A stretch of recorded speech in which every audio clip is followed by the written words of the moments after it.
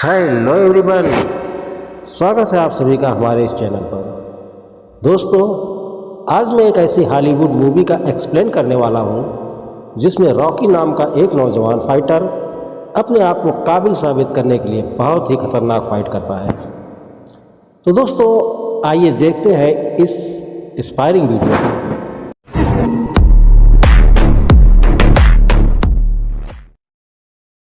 Film की शुरुआत एक फाइट क्लब से होती है जहां रॉकी एक अन्य फाइटर स्पाइडर के साथ मुकाबला कर रहा होता है। रॉकी एक अच्छा फाइटर है और क्लब में मौजूद ज्यादा लोग रॉकी पर पैसा लगाते हैं। रॉकी एक राउंड की फाइट पूरी करता है। इसके बाद एक आदमी रॉकी के पास आता है और कहता है, अगर मैं तुम पर पैसा लगाऊं तो क्या मैं जीतूंगा? रॉकी कहता है, हां, तुम पैसा लगाओ, तुम जरूर जीतोगे। इसके बाद रॉकी दूसरा राउंड लड़ता है। इस राउंड में स्पाइडर रॉकी की आंख पर वार करता है, जिससे रॉकी की आंख के पास से खून निकलने लगता है। लेकिन रॉकी गुस्से में आकर स्पाइडर पर पंचों की बौछार कर देता है और मैच जीत जाता है। मैच के बाद रॉकी और स्पाइडर रेस्ट रूम में बैठे होते हैं। तभी प्रमोटर वहां आता है और उन्हें उनकी फाइट के पैसे देता है। स्पाइडर को $7 मिलते हैं और रॉकी को 40, क्योंकि उसने मैच जीता होता है। जब रॉकी अपनी अगली फाइट के बारे में पूछता है तो उसे बताया जाता है कि उसकी अगली फाइट 5 दिनों बाद होगी। इसके बाद रॉकी अपने घर लौट आता है। रॉकी अकेला रहता है, लेकिन उसने कुछ कछुए पाल रखे हैं जिन्हें वह खाना देता है। रॉकी आइस क्यूब्स निकालकर अपनी चोट पर लगाता है और फिर शीशे के सामने खड़ा होकर प्रैक्टिस करता है कि कल पेट स्टोर में क्या बोलना है। अगले दिन सुबह रॉकी एक पेट स्टोर में कछुए का खाना खरीदने जाता है। वहां उसे एड्रियन नाम की एक लड़की दिखती है। रॉकी ने पिछली रात इसी से बात करने की प्रैक्टिस की थी। एड्रियन बहुत कम बोलती है और अपने आप में खोई रहती है। तभी स्टोर की मालकिन आती है और एड्रियन को नीचे पिंजरे साफ करने के लिए भेज देती है। इसके बाद रॉकी भी वहां से चला जाता है। रॉकी फिर सड़क पर चलता हुआ बॉब से मिलता है। बॉब रॉकी को देखते ही भागने लगता है, लेकिन रॉकी उसे पकड़ लेता है। दरअसल रॉकी गजो नाम के एक लोन माफिया के लिए काम करता है। जो लोग गजो का कर्ज वापस नहीं कर पाते, रॉकी उनसे पैसे वसूलने जाता है। गजो को बॉब से दूर लेने होते हैं, लेकिन बॉब के पास सिर्फ $30 होते हैं। रॉकी कहता है कि उसे बताया गया है कि अगर बॉब $2 पूरे ना दे तो वह उसकी उंगली तोड़ दे। बॉब घबराकर रॉकी से कहता है, प्लीज मेरी उंगली मत तोड़ो, मैं अपनी उंगली पर पट्टी बांध लूंगा और नाटक करूंगा कि तुमने मेरी उंगली तोड़ दी। रॉकी दिल का अच्छा इंसान होता है और बॉब की उंगली तोड़े बिना ही वहां से चला जाता है। इसके बाद रॉकी गजो से मिलता है और उसे $90 देता है। गजो रॉकी को उसके हिस्से के पैसे देता है और फिर गाड़ी रुकवाकर उसे साइड में ले जाता है। गजो इस बात से नाराज होता है कि रॉकी ने बॉब से पूरे पैसे नहीं लिए और उसकी उंगली भी नहीं तोड़ी। गजो रॉकी से कहता है, मैंने कोई चैरिटी ऑर्गेनाइजेशन नहीं खोल रखा है। अगली बार मैं जैसा कहूं तुम्हें वैसा ही करना होगा। इसके बाद रॉकी अपने जिम जाता है, जहां सभी फाइटर्स प्रैक्टिस कर रहे होते हैं।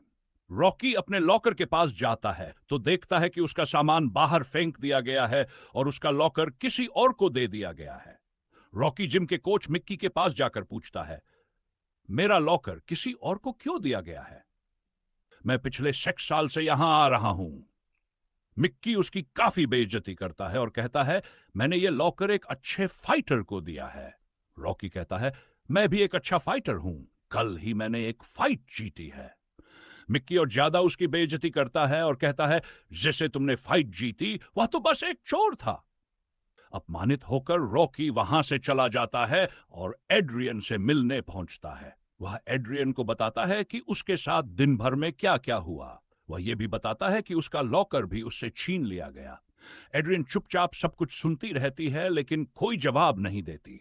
इसके बाद रॉकी एक बार में पहुंचता है जहां वह पॉल ली से मिलता है। पॉल ली एड्रियन का भाई है और रॉकी का अच्छा दोस्त है। पॉली रॉकी से कहता है कि वह दिन रात एड्रियन को खुश करने की कोशिश करता है, लेकिन वह उसकी बातों का जवाब नहीं देती। पॉली कहता है, मेरी बहन 6 साल की हो रही है, अगर वह ऐसे ही रही तो वह अपनी पूरी जिंदगी अकेली ही बिता देगी। पॉली रॉकी को थैंक्स गिविंग के दिन अपने घर आने का न्योता देता है और कहता है, मैं तुम्हें मेरी बहन से बात करने का मौका दूंगा। रॉकी घर जाते समय रास्ते में एक लड़की को देखता है जो कुछ लड़कों के साथ खड़ी होती है। रॉकी उस लड़की के भाई को जानता है और उसे वहां से ले जाता है। वो उसे घर छोड़ने जाता है, लेकिन लड़की उससे बदतमीजी से बात करती है और घर के अंदर चली जाती है। रॉकी को यह बात बुरी लगती है, लेकिन वह अब ऐसी चीजों का आदी हो चुका होता है। इसके बाद हमें world heavyweight champion Apollo creed दिखाया जाता है। अपोलो का मुकाबला न्यू ईयर पर होना है, लेकिन मुकाबले से सिर्फ 5 हफ्ते पहले उसका प्रतिद्वंद्वी चोटिल हो जाता है। अपोलो का प्रमोटर उसे बताता है कि अब हमें यह फाइट कैंसिल करनी पड़ेगी। अपोलो इस बात पर गुस्सा हो जाता है क्योंकि उसने इस मुकाबले की प्रमोशन पर काफी पैसा खर्च किया है और खुद भी इस फाइट के लिए कड़ी मेहनत की है।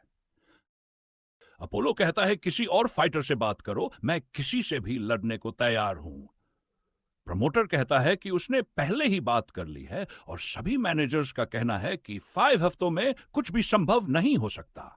अब अपोलो के दिमाग में एक आइडिया आता है। वह प्रमोटर से कहता है, क्यों ना हम एक लोकल फाइटर को मौका दें।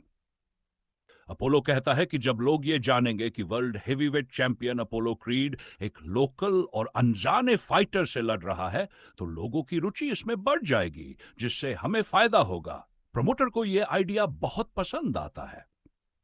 अगले दिन अपोलो और उसका मैनेजर फिलाडेल्फिया के लोकल फाइटर्स की लिस्ट देखते हैं। अपोलो कई नामों पर नजर डालता है और वह रॉकी को चुनता है क्योंकि रॉकी का पूरा नाम द इटालियन स्टैलियन रॉकी बल्बोआ है, जो अपोलो को बहुत आकर्षक लगता है। यहां उसका मैनेजर कहता है कि रॉकी एक साउथ पाव लेफ्ट हैंड से लड़ने वाला है। अपोलो कहता है कि इससे कोई फर्क नहीं पड़ता, मैं उसे आसानी से हरा दूंगा। इसके बाद पॉली थैंक्सगिविंग पर रॉकी को अपने घर ले आता है। घर पहुंचने पर पॉली का सामना एड्रियन से होता है। रॉकी एड्रियन से कहता है कि वह उसके साथ बाहर चले, लेकिन एड्रियन मना कर देती है। पॉली थोड़ा शर्मिंदा हो जाता है और एड्रियन को समझाने की कोशिश करता है। जब वह नहीं मानती तो पॉली थैंक्सगिविंग के खाने को खिड़की से बाहर फेंक देता है। इसके बाद एड्रियन गुस्से में कमरे में चली जाती है। पॉली उसे मनाने की कोशिश करता है, लेकिन वह नहीं मानती। पॉली रॉकी से कहता है, तुम जाओ और उसे समझाओ और उसे अपने साथ बाहर लेकर जाओ। रॉकी एड्रियन से बात करता है और थोड़ी देर बाद एड्रियन मान जाती है और कमरे से बाहर आती है। इसके बाद रॉकी और एड्रियन बाहर जाते हैं। पॉली कहता है कि एड्रियन को बर्फ पर फिसलना पसंद है। रॉकी को भी आइस स्केटिंग बहुत पसंद है, इसलिए वह एड्रियन को आइस स्केटिंग के लिए ले जाता है। लेकिन आज थैंक्सगिविंग होने के कारण सेंटर बंद होता है। रॉकी वहां के इंचार्ज से बात करता है। इंचार्ज मान जाता है, लेकिन केवल 10 मिनट के लिए, और वह भी $10 में, जो थोड़ा ज्यादा होता है। रॉकी यह रकम चुका देता है। आइस स्केटिंग के दौरान रॉकी और एड्रियन के बीच बॉक्सिंग से लेकर पर्सनल लाइफ तक कई बातें होती हैं। आइस स्केटिंग के बाद दोनों चलते हुए रॉकी के घर पहुंचते हैं। रॉकी एड्रियन को अंदर आने के लिए कहता है, लेकिन एड्रियन मना कर देती है क्योंकि वह अभी भी रॉकी के घर के अंदर जाने को लेकर सहज नहीं है। जब रॉकी जोर देता है तो एड्रियन मान जाती है। एड्रियन घर के अंदर जाती है, लेकिन वह अभी भी जाना चाहती है क्योंकि उसे लगता है कि अगर वह रॉकी के करीब आ गई तो खुद को संभाल नहीं पाएगी। रॉकी एड्रियन से आराम से बैठने को कहता है, लेकिन वह मना कर देती है। रॉकी उसे सहज महसूस कराता है, लेकिन थोड़ी देर बाद एड्रियन वापस जाने की बात करती है। इस पर रॉकी उसके पास जाता है और उसके चश्मे और टोपी को उतारता है। वह कहता है, तुम बहुत खूबसूरत हो। रॉकी कहता है कि वह उसे किस करना चाहता है और अगर उसे पसंद ना आए तो वह रुक जाएगा। इसके बाद रॉकी एड्रियन को किस करता है और एड्रियन भी उसे किस करती है। अगले दिन रॉकी जिम जाता है और मिक्की उसे कहता है कि एक आदमी जर्गन उसे ढूंढ रहा था। रॉकी उसे नजरअंदाज कर देता है। जब रॉकी वहां से जाने लगता है तो मिक्की एक बार फिर उसकी बेइज्जती करता है। आज रॉकी भी गुस्से में आ जाता है और मिक्की से पूछता है, मैंने ऐसा क्या किया है जो तुम मेरी हर बार बेइज्जती करते हो? मैं पिछले 6 साल से यहां आ रहा हूं। मिक्की कहता है कि तुम एक अच्छे फाइटर हो सकते थे, लेकिन तुमने कर्ज वसूली के माफिया गैंग के साथ काम करने का रास्ता चुना। इसके बाद रॉकी वहां से चला जाता है और जर्गन से मिलता है। रॉकी को अभी भी लगता है कि उस किसी और काम के लिए बुलाया गया है, लेकिन जब जर्गन उसे बताता है कि उसे अपोलो क्रीड के साथ फाइट के लिए चुना गया है, तो रॉकी मना कर देता है। वह कहता है कि वह एक साधारण लोकल फाइटर है और अपोलो एक वर्ल्ड हेवीवेट चैंपियन है। जर्गन उसे समझाता है कि यह एक बड़ा मौका है और खुद अपोलो क्रीड ने उसे इस फाइट के लिए चुना है। इसके बाद रॉकी काफी सोचने के बाद इस फाइट के लिए तैयार हो जाता है। इसके बाद टीवी पर रॉकी और अपोलो क्रीड का इंटरव्यू दिखाया जाता है। उस समय रॉकी एड्रियन के घर पर बैठा होता है। इंटरव्यू के दौरान यह सुनकर कि रॉकी को इस फाइट के लिए $15 मिलेंगे, पॉली कहता है कि तुम्हें इतने बड़े मुकाबले की तैयारी के लिए मदद की जरूरत होगी। पॉली का मतलब होता है कि रॉकी उसे अपना मैनेजर बना ले, ताकि पॉली को भी फायदा हो और वह भी पैसे कमा सके। लेकिन रॉकी इस बात के लिए तैयार नहीं होता। उस रात रॉकी के घर पर जिम के कोच मिक्की आता है। मिक्की रॉकी से कहता है कि इतने बड़े मुकाबले के लिए उसे एक मैनेजर चुनना होगा, क्योंकि वह सब कुछ अकेले नहीं संभाल सकता। मिक्की कहता है कि जब वह अपने करियर के चरम पर था, उसने भी यही गलती की थी और किसी मैनेजर को नहीं रखा। रॉकी को वही गलती नहीं करनी चाहिए, लेकिन रॉकी मिक्की की बात नहीं मानता। वह कहता है, कल तक तो किसी को मेरी जरूरत नहीं थी, सब मुझे बेकार, आवारा और न जाने क्या क्या कहते थे। तुमने तो मेरा लॉकर भी छीन लिया था, और आज जब मुझे एक बड़ा मौका मिला है तो अचानक सबको मेरी चिंता होने लगी है। मिक्की सोचने लगता है और कहता है कि उसने कभी खुलकर रॉकी से मदद नहीं मांगी। अगर वह कहता तो वह जरूर उसकी मदद करता, लेकिन रॉकी फिर भी नहीं मानता और वहां चिल्लाने लगता है। यह देखकर मिक्की वहां से चला जाता है, लेकिन रॉकी को अपनी गलती का एहसास होता है। वह तुरंत मिक्की के पीछे दौड़ता है और उससे माफी मांगता है। अगले दिन रॉकी सुबह 4 बजे उठता है, 5 कच्चे अंडे पीता है और कुछ देर बाद दौड़ने के लिए निकल पड़ता है। रॉकी की शारीरिक ताकत अब भी अच्छी है और उसे इसका एहसास होता है, लेकिन उसकी इच्छा शक्ति बहुत मजबूत नजर आती है। इसके बाद पॉली रॉकी से मिलता है। पॉली उसे अपने मीट कोल्ड स्टोर बुलाता है और कहता है, अब तुम एक बड़े मुकाबले के लिए तैयारी कर रहे हो और उसमें व्यस्त रहोगे, तो तुम मेरे लिए उन लोगों से बात करो, क्योंकि मैं अब यहां इस गंध में नहीं रह सकता। मुझे यहां से बाहर निकलना है। जब रॉकी मना कर देता है तो पॉली उससे कहता है, तुम मेरी बहन का इस्तेमाल कर रहे हो। पॉली को गुस्सा आ जाता है और वहां लटके हुए मीट को पंच मारने लगता है। रॉकी के हाथों से खून निकलने लगता है। यह देखकर पॉली भी चुप हो जाता है। इसके बाद रॉकी एड्रियन से मिलता है। एड्रियन रॉकी के हाथ पर पट्टी बांधती है और उसके करीब आने लगती है, लेकिन रॉकी उसे मना कर देता है और कहता है कि उसे अगले कुछ दिनों के लिए ताकत की बहुत जरूरत है। इसके बाद रॉकी जिम में प्रैक्टिस कर रहा होता है, लेकिन उसका बैलेंस अच्छा नहीं होता। मिक्की रॉकी से कहता है कि उसका बैलेंस बिगड़ा हुआ है। मिक्की उसके पैरों पर एक धागा बांधता है और कहता है, इस धागे को तुम्हारी प्रैक्टिस के दौरान टूटना नहीं चाहिए, तभी तुम्हारा बैलेंस सही रहेगा और तुम अपोलो को एक अच्छी फाइट दे सकोगे। अगले दिन रॉकी फिर दौड़ने निकलता है। इसके बाद वह पॉली से मिलने जाता है। पॉली ने झूठ बोलकर उसे बुलाया होता है और वहां पहले से कई मीडिया वाले होते हैं। पॉली ने पैसे लेकर मीडिया वालों को बुलाया है ताकि वे रॉकी का इंटरव्यू ले सकें और पॉली को पैसे मिल सके। अब रॉकी को मीडिया को इंटरव्यू देना पड़ता है। यहां वह मीट पर पंच मारने की प्रैक्टिस दिखाता है। यह वीडियो जब टीवी पर दिखाया जाता है तो अपोलो का मैनेजर उसे बताता है, तुम्हारा चैलेंजर बहुत खतरनाक है, तुम्हें इस पर ध्यान देना चाहिए। लेकिन अपोलो, जो अपने बिजनेस संभाल रहा होता है, इस पर कोई ध्यान नहीं देता। वह पूरी तरह आत्मविश्वास से भरा होता है कि वह रॉकी को हरा देगा। शाम को जब एड्रियन और रॉकी घर पर बैठे होते हैं तो पॉली वहां आता है। वह दोनों के साथ बहुत कठोरता से बात करता है और रॉकी से कहता है, तुम मुझे गेट से नहीं मिलवा सकते। मैंने तुम्हारे लिए कुछ नहीं किया। मैंने तुम्हें अपनी बहन तक दी और वह यहां बहुत उथल पुथल मचा रही है। यह सुनकर एड्रियन नाराज होकर वहां से रोती हुई चली जाती है। रॉकी को पॉली की बातों पर बहुत गुस्सा आता है और वह पॉली से लड़ाई करता है। इसके बाद रॉकी एड्रियन को अपने घर ले जाता है। अगले दिन से रॉकी की प्रैक्टिस फिर शुरू हो जाती है। रॉकी कड़ी मेहनत करता है। अब मैच से एक दिन पहले रॉकी रात को मेहनत करता है। वह सो नहीं पाता और रात के बीच में उठकर उस रिंग में जाता है जहां अगला मुकाबला होना है। यहां प्रमोटर जर्गन आता है और उसे बताता है, मेरे पोस्टर में मैं रेड रंग की शॉर्ट्स पहने हुए हूं जिसमें व्हाइट स्ट्राइप्स हैं, लेकिन मेरी शॉर्ट्स व्हाइट है जिन पर रेड स्ट्राइप्स है। जर्गन कहता है, इससे कोई फर्क नहीं पड़ता, तुम घर जाओ और आराम करो। यह सुनकर रॉकी को बहुत बुरा लगता है और उसे लगता है कि वह कुछ भी नहीं है। रॉकी अपने घर आता है और एड्रियन से कहता है, मैं अपोलो क्रीड के सामने कुछ भी नहीं हूं। मुझे लगता है कि मैं ये मुकाबला हार जाऊंगा क्योंकि अपोलो क्रीड खुद में एक बहुत बड़ी चीज है और मैं उसके सामने कुछ नहीं हूं। लेकिन रॉकी कहता है, आज तक कोई भी अपोलो क्रीड को वह मुकाबला नहीं दे पाया जो मैं उसे कल दूंगा। वह फैसला करता है कि अपोलो चाहे कल के मुकाबले में उसकी हालत खराब कर दे, लेकिन वह तब तक खड़ा रहेगा जब तक घंटी नहीं बजती, और वह दुनिया को साबित कर देगा कि रॉकी बल्बोआ एक बहुत अच्छा फाइटर है।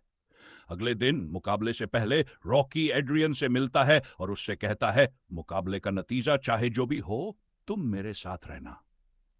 रॉकी की ड्रेस पर उस मीट कोल्ड स्टोर का लेबल चिपका होता है जहां पॉली काम करता है। इसके बदले में पॉली को $3 टन मिलते हैं। इस तरह रॉकी पॉली की मदद भी करता है। रॉकी के बाद अपोलो क्रीड एंट्री करता है। अपोलो जॉर्ज वाशिंगटन के रूप में आता है और वह अपनी फाइट को लेकर बेहद आत्मविश्वास से भरा होता है। और अब मुकाबला शुरू होने में ज्यादा समय नहीं बचा। लड़ाई शुरू हो रॉकी को बहुत हल्के में ले रहा होता है और रॉकी पहले ही राउंड में उसे जोरदार पंच मारकर गिरा देता है। यह देखकर वहां बैठा दृक्ष समझ जाता है कि यह लड़ाई अपोलो क्रीड के लिए आसान नहीं होने वाली। अभी स्पष्ट हो जाता है कि रॉकी कोई मामूली लड़ाका नहीं है। आगे के राउंड्स में अपोलो रॉकी काफी आक्रामक तरीके से पंच मारता है। रॉकी खुद को बचाने की पूरी कोशिश करता है और अपोलो का भी अच्छे से मुकाबला करता है।